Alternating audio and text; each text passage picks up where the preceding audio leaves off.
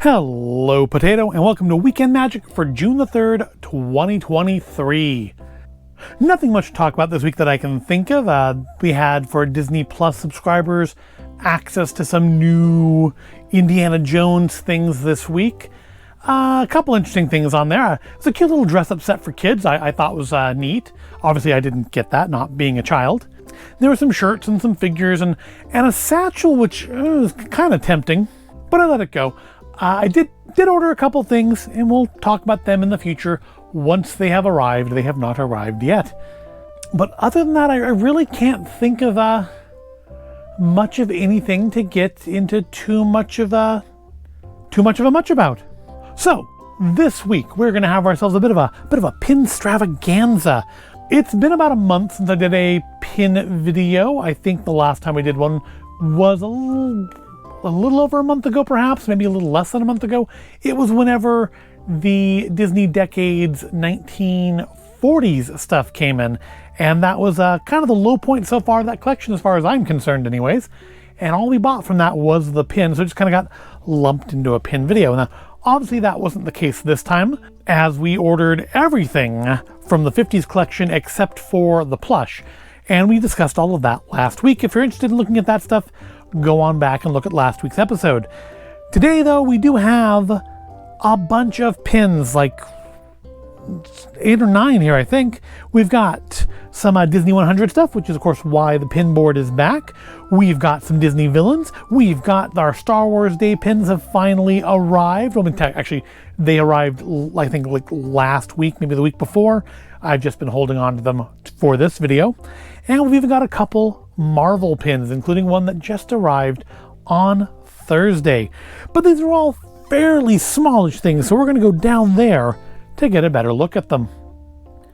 So we'll start with, I think, the pins that have been here about the longest, and they kind of tie into the last pin video we did, which included a couple Disney villain pins. They released, I think, like 3 around that time, and they released another 3 not too long after that. And much like last time where I picked up Chernobog and my wife picked out the Evil Queen, we each picked a villain to get out of this latest trio. I picked the Headless Horseman. You probably could have guessed that based on doing a Headless Horseman video a couple weeks ago. My wife picked up Maleficent. Let's get them out of the package and take a look at them. But they're like open edition pins. I don't know how much they cost, probably $15. That seems to kind of be the going rate right now for non-special pins that are of no particular note and are open edition. So they are very much visually similar to the ones from before. The Headless Horseman is pin on pin, double pin backed. And we do have, frankly, a much better rendition of the Horseman than we had on that Disney Decades toy of the Horseman rearing up on his horse, ready to fling his flaming pumpkin at poor Ichabod Crane. But it's nice, fairly straightforward, nothing particularly stylish or unique about it. It's just, it captures the Horseman. It's got a nice foresty background behind it. It's everything you need from a Headless Horseman pin, and like, except for maybe like lighting up or making noise or something, but that's not what this pin series is. Maleficent, she is backed by her thorny, evil, dark magic brambles, but is sitting upon her throne. And what's the bird's name? I don't remember the bird's name. And I'm not going to look it up now. But holding her staff, again, I don't think I can get in close enough on the camera here to get a look at the face, because of course Horseman doesn't have one, but it does look like it's pretty nicely rendered. We got eyes, we got mouth. There's a face there, which, when you get that small, can legitimately be an issue. Also, double pin backed, because they're a little heavy. They're not super heavy, but they are on the heavier side. So you do want them to, and you want them to stay right side up anyways, if you're going to actually wear them. Interesting, I guess because this one's a little bit wider, but see, they're about the same height, but Horseman's got the pins vertical, and Maleficent's got them horizontal. It does make it easier to point her towards the camera. I will say that much. Can I do... Sometimes this works. Nope, that doesn't work for anything. Nope, nothing's going to make him stand upright, but I guess you're going to deal with problems like that when you don't have a head. Next, we'll move on to a couple more open edition pins. These ones are Disney 100. We've got Elsa, and we've got this just kind of interesting 100 Years of Wonder with Mickey and Pluto on it.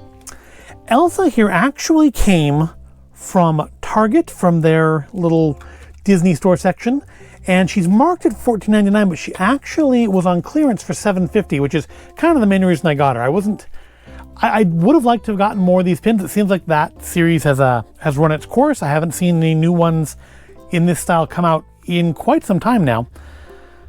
But I would have liked to have gotten some more of the ones from that collection. All I have, aside from Elsa here now, is Captain Marvel, which was the last one to sell out online.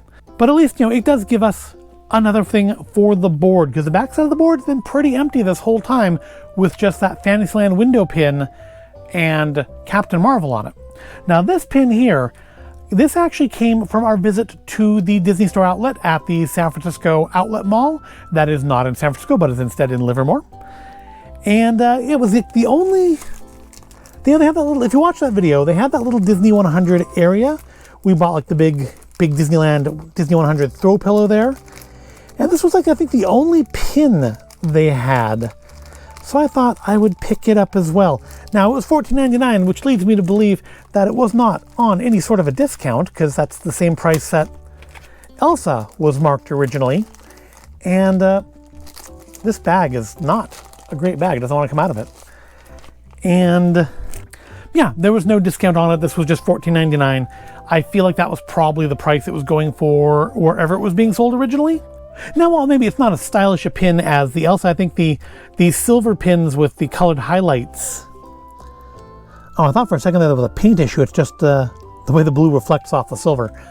I like the style of these. Like I said, I wish they would do some more of them, or wish I had purchased more of them when they were available, but also that they would do more of them. This one's a different thing. Got a lot of white, which does unfortunately make it very hard to see, because they have done that brilliant thing of writing white on white. It does actually say Disney up top here and 100 Years of Wonder there. And I can barely see that standing here in the room with the pin. I'm guessing it's probably not showing up on camera at all. It's very small on the camera screen. So if it's visible to you, I can't tell pre-editing. Maybe in editing I'll be able to tell, but I can't tell now. But these two are going to go up on the pin board. So at least now we have, well, 4 pins up there. I mean, yeah, the Fantasyland one is like 3 pins, but it was sold as one, and they fit together as one, so I'm going to count it as one.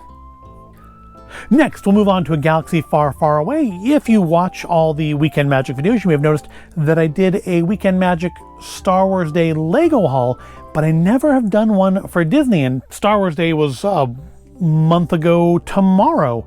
So that seems odd, right? Well, that's because I didn't order that much stuff. I wasn't that impressed with it this year.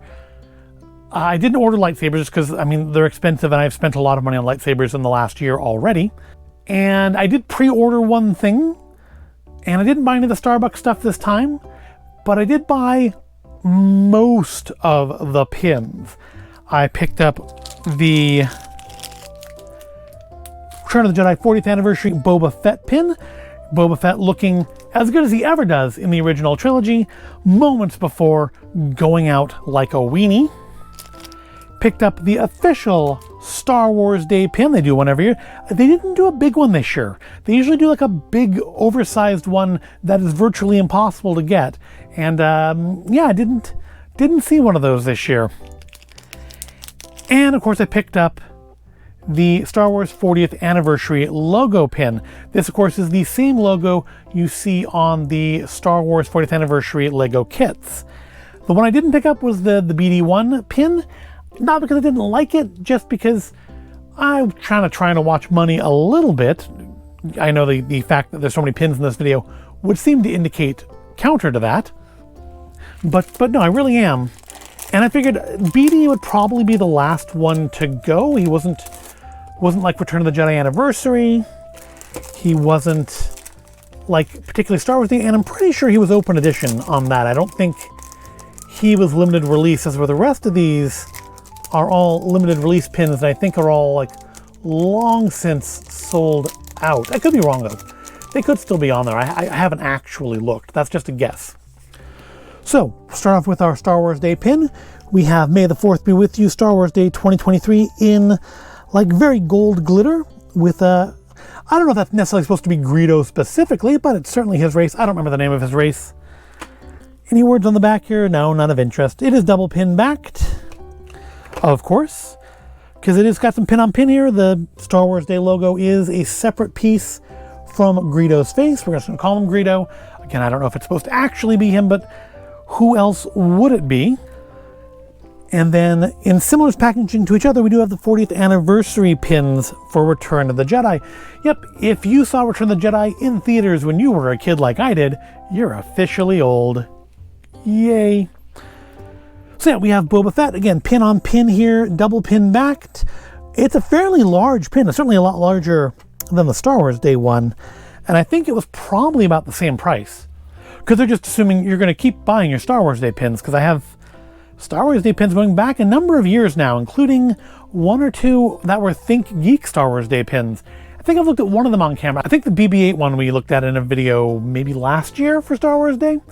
But I think I have an R2-D2 one as well, and I don't know where it is. It's put away presumably somewhere, hopefully somewhere safe.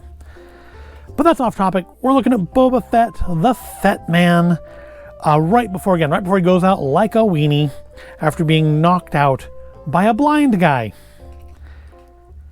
But yeah, it's very nicely done. You can see Jabba's skiff in the background there, and a nice little trail of smoke coming from Boba Fett's rocket pack. And then finally, we have the classiest of the three. We have the logo pin. Appears to be on the same exact card as Boba Fett there, which is probably why it has the sticker with a different number on it, because, yeah, same card. But weirdly, this is only a single pin back, which is kind of an issue, because this may actually be the heaviest of the three, and really does need a second pin back there, because that's just going to slide all over the place should you actually choose to wear it. Now, one neat thing is, well, it's not pin on pin. The red here is actually like recessed. Like it's a, I guess it is pin on pin. There's actually this seam there. So yeah, so Vader, the 40, the Return of the Jedi, those are all a separate piece on this red background, which feels like it may be plastic. I don't want to like scratch on it too hard with my fingernails, because what if I scuff it and then I've ruined the value. Let's try to turn something actually like reflects the light so you can see it, because that's not particularly compelling. I think that's the better look for it. Now with the three, I think I do like the logo the best. I mean, Fett's cool. Always been a Fett fan, but you can say I have a fetish. But I think the 40th logo here looks really nice, and I'm trying to remember if they did a pin like this for Empire. I feel like maybe they did, but I don't think they did for New Hope. I do not believe I have any 40th anniversary New Hope stuff. So that's unfortunate. So how long will it be? It's still going to be a while before we start getting 40th anniversaries on the prequel stuff. Thank goodness for that, because when I get prequel 40th anniversary items, then I'll truly, truly be old. I think we're probably coming up on 30 on those now, aren't we, though? No, it's still wise than that, because 99? Episode 1 was 99? 2000? 98? No, 99. I think it was 99. So we've still got a ways. I guess next year they could do a 25th anniversary for episode 1. I feel like episode 1 is not looked down upon as much as it was before the third trilogy came out. Not because I think necessarily the third trilogy is better or worse or bad in any way, but I think because the kids that grew up on the prequel trilogy never had the same disdain for it that a lot of people in my generation did. Jar Jar Binks aside, maybe. But I think maybe with the context of Clone Wars and stuff, those people, the millennials, grew up not seeing anything wrong with the prequels, but joining in on the older fans, maybe on not liking the third trilogy so much, which of course the kids today will grow up having no problem with either. But that's enough rambling about Star Wars, especially because it's not even relevant to the pins per se. I'm talking about the prequel trilogies.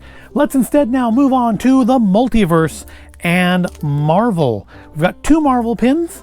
One is a little bit more expensive than the other.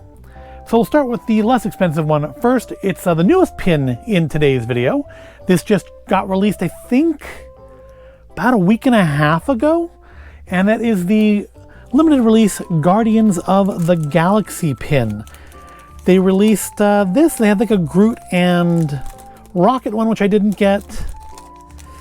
Yeah, I think this is the only one I got from the new Guardians pins.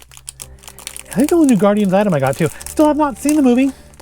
Let's be honest, I probably won't see it until it's on Disney Plus. But it does have the Guardians logo, which I think is more reminiscent of their comic book appearance than they have been up to this point in the movies. But this was limited release, and being Marvel, it does not have a Mickey pinback, which I still have never understood, and no one's ever bothered to explain to me. If you know why the Marvel pins don't get Mickey backs when Star Wars and other Disney and Pixar stuff, they all do, please let me know. I'll be interested to see, because I'm sure we're gonna get... Well, wait a second. I did buy some Indiana Jones pins back when we were there last year. They had Mickey pinbacks, didn't they? So Indiana Jones gets Mickey backs. It's just Marvel. I'm sure it's just some sort of a licensing issue, like putting Mickey backs on them violates some agreement with some company somewhere somehow. But I mean, if you know the actual reason, please let me know in the comments. So yeah, we do have the double pin back here, not Mickey backed. This is a limited release pin, and you may be able to tell just by the fact that it's sitting a little askew there, but it does actually slide open. Ooh, it's not a smooth slide. Well, I mean, it's smooth, but it's not easy, which I guess is good because you don't want it sliding open while you're wearing it, but it slides open to reveal the Guardians of the Galaxy. You got Star-Lord, you got Drax, you got Mantis, Rocket, Groot, and Nebula all there. There does appear to be one person conspicuously absent, and I'm sure if I watch the movie, that will become abundantly clear why. Is there anything on the inside? Let's... Just because it feels like it wouldn't be surprising if they did like some sort of little Easter egg inside, and no, they did not. There's no Easter egg on the inside of the pin. But while we're here, Marvel, Disney pins. So see, it even says Disney pins on here, but it's not got the Mickey back. And it looks like actually we do have a magnet here to help hold it closed when you're wearing it. How well does that work? Let's put it back on the card so I can have something to shake it on easier. Because it slides off easily enough. It's not a very loose action to open it up all the way, but it doesn't take much contact for it to slide apart at least a little bit, revealing that you don't have a Guardians badge. But yeah, I mean, it's the magnet does not hold it shut very well. I mean, if that's what that is. I mean, I'm assuming that little circle there is a magnet. But if that's what that is, it doesn't do a very good job of holding the pin shut. But the hinge on it is tight enough that you don't really have too much of an issue, I think, with it coming all the way open. But I think you would have an issue like walking around with it on your lanyard. It's gonna do that. It's not gonna stay perfectly shut. Which, I don't know, depending if you're actually wearing this, which, I mean, I'm sure some people are, might be a little bit of a disappointment. All right, so I don't know if this is the best, but it's certainly the biggest that we've saved for the last. It is another Marvel pin. It is another Disney pins pin, although I'm sure if we get it out of the box, it's not going to have Mickey backs on it. And that is the He Who Remains pin. Yes, Kang the Conqueror, villain of Quantumania. I wouldn't necessarily class as a villain of Loki, but maybe, not necessarily a good guy, just maybe not as bad as his counterparts. If it looks a little weird, it's because it does have like a plastic film over this to, I guess, keep the window from getting scuffed up. I'm going to leave that on there instead, see if we can't take it out. This was released 2 or 3 weeks ago. They also had a really nice like Thanos Infinity Gauntlet pin for the same price. I think this was like $35. And I only got this one because I thought it looked really, not necessarily because I'm a big like King fan or anything, because I don't have enough of an opinion of King the Conqueror yet to be a fan or not. I know there are some issues involving the actor, which I'll be interested to see how Disney deals with that. But yep, here is the big He Who Remains pin. I think a little unwieldy to wear. I think again we do have pin on pin. There is a seam there. I don't know if there you go. You can see it now. And I picked it because I thought it looked really cool, because I thought this like the purple swirly background, which I think is that was the view through the window at the end of Loki, right? Of He Who Remains little time castle. And I thought it looked really cool. I don't think it's like fluorescent or anything. That's maybe a little bit, or it could just be like that it's blue light on a purple background. It doesn't seem to glow or anything though. And nor did it say it was. Okay, now I'm really confused. This has Mickey backs. This, I think, is the first Marvel pin I have that has a Mickey back. Why? Why does this have a Mickey back and this doesn't? Please, someone explain it to me. Someone explain it to me. I don't get it. But yeah, it's a nice pin. I don't know if these are still available or not. I don't know if the Gauntlet one is or not either. But this, and you see the purple through Kang himself, through the folds in his cloak there, through the shadows in his face. I think it's an impressively done pin, and that's why I picked it out over the Infinity Gauntlet one. All right, so the only thing left to do now is add our Disney 100 pins to the pin board. I'm gonna put Elsa up here by Captain Marvel, just in the hopes that either they release more pins in this style, or I track down or luck into more of the ones that were released previously. And then we'll put this Disney 100 here, double pin backed. Gotta make sure not to lose those. I think right here, if I can get it off the card, it does not want to come off the card. Oh, there's the back of it if you're interested. Disney 100. Put it right here, kind of in the center of the Star Wars pin. No, center of the board. That's not straight. There we go. That's not straight either, but I'll fix that later when I'm not in front of a camera, or I'm not behind a camera and it's in front of a camera, and that's a whole thing. But at least it does give us a little more life on this side of the board.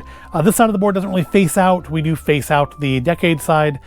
But let's be honest, I feel like this side is kind of more cohesive in like style and imagery than the Decade side so far. But who knows? Maybe that will change as the year progresses. But I don't think we're gonna get any more coherency on the Decade stuff than we have now. But this could get a little more random depending on what other 100 pins they release, because I'm sure there will be a bunch more coming before they let this end. But that does finish us up for this week. Let me know which pin you think is best. Let me know if you know, one, why every Marvel pin I've ever purchased, aside from this one, don't have Mickey backs, and this one does. And indeed, why the others don't have Mickey backs to begin with. Let me know which of the pins we looked at today are your favorites. Which is your favorite Star Wars? Again, mine's the logo there. Which is your favorite villain? Mine's obviously Headless Horseman. That's the one I picked out. Which is your favorite Marvel? I'm going to go with He Who Remains. And which is your favorite of our new Disney 100 pins? Which, I like the style of Elsa better, but I kind of like, as like a centerpiece for the board, I like that one. So I'm gonna go with Mickey and Pluto there. But I hope you found this all interesting or entertaining. If you did, give it a like, subscribe to the channel. Thank you for watching, and I will see you in the next video.